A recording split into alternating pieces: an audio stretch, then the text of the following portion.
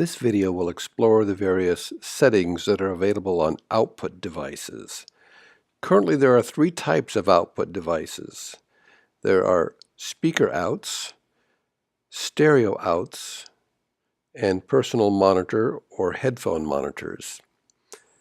We'll look first at stereo out devices. I'll open the details of this device, and as you can see, there's only one tab, just the device tab, and there are very few settings.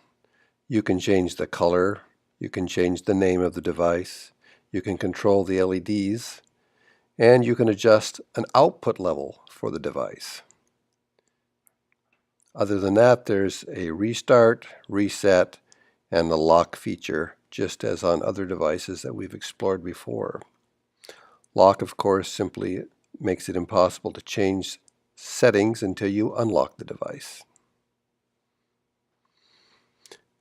Now let's look at a personal monitor device. Pretty much the same thing.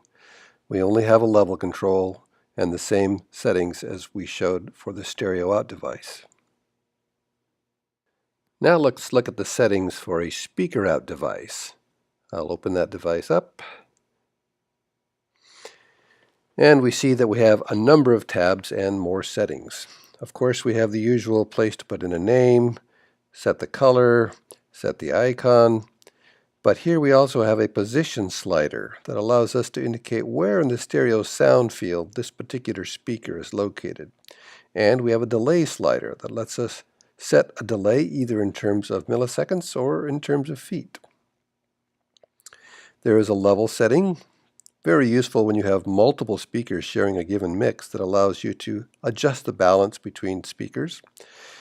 And we have the ability to determine whether this speaker is a full range, a bass, or a mid-high. If we select bass, then the frequency slider allows us to set the crossover frequency.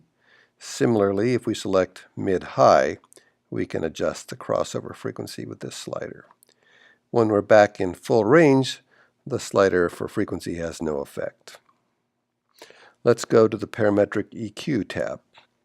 Here we have a set of 4 parametric filters, just as we've seen with input devices, that have an adjustable Q factor and can be centered anywhere.